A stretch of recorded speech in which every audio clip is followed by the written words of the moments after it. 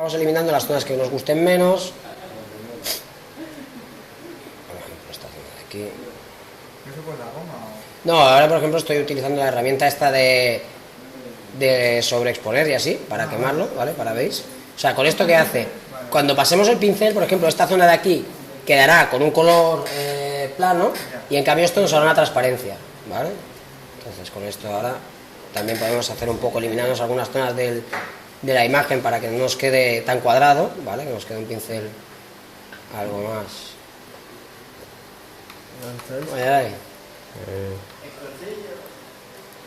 Aquí de esto. ¿Cómo controlas? Entonces, tenemos esto de aquí. Sí, las texturas es básico. Y entonces, con esto aquí, ahora tal cual ya lo tenemos aquí, nos vamos a canales, como hacíamos con lo de separar la línea. Le damos al cargar canal, invertimos la selección y copiamos. ¿Vale? ¿Estás grabando de todo? Vale, pues ya me pasarás el vídeo, tío. Entonces, una vez que hemos copiado, ahora viene cuando vamos a editar el pincel. Vamos a edición y podemos definir valor de pincel.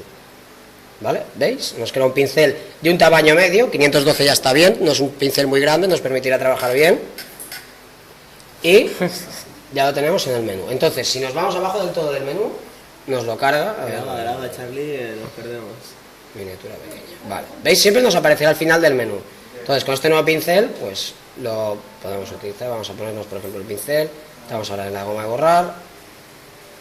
Venga, chico, carga. Hay millones de pinceles. Vale, vamos aquí, y aquí ya lo tenemos, ¿veis? Nos queda un poco la mancha. Entonces, normalmente lo que os comentaba del pincel en alta resolución y tal, si tenemos un pincel a mucha resolución, pues podemos utilizarlo para aprovechar su propia textura para el rollo de quiero hacer esa pared en plan sucio, quiero hacer tal, lo podemos utilizar como tampón.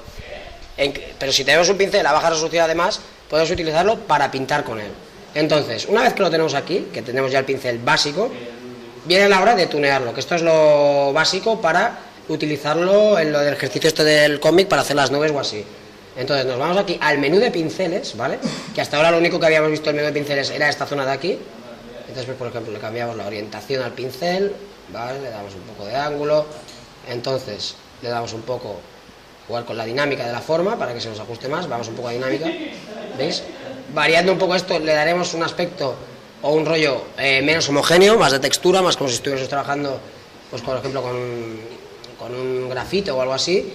Jugaremos también con la dispersión, ¿vale? Que queremos más separación, menos la cantidad, que queremos que sea más transparente o más denso, ¿vale? Por ejemplo, le bajamos un poco más, que quede un poco esta zona de aquí, más como si fuera aguada. Y entonces pues siempre jugar un poco con lo que es el ruido propio, que lo mantenga, y la transparencia, la transferencia, que nos regulará un poco la cantidad, ¿veis?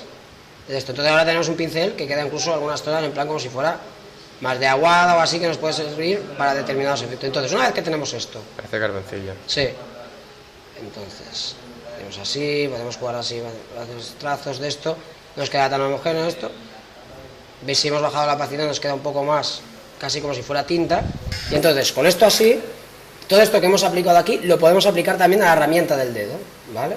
Tenemos el dedo, vamos al pincel nuevo que nos hemos hecho, y le aplicamos las mismas, ¿vale? Le damos también algunos valores para que nos mezcle mejor, ¿vale? Pues sí, está bien. Entonces, con el dedo a un tamaño más pequeño, si me paso así, veis que nos mezcla. Y con esto, para hacer todo lo que son las nubes del cielo y tal, pues ya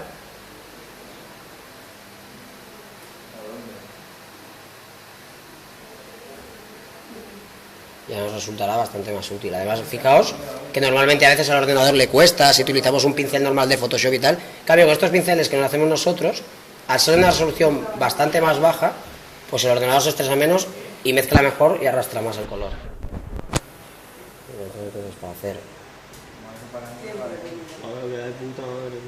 Claro, entonces con esto, para hacer cosas más pictóricas, para hacer todo lo de los cielos, fondos y tal, combinándolo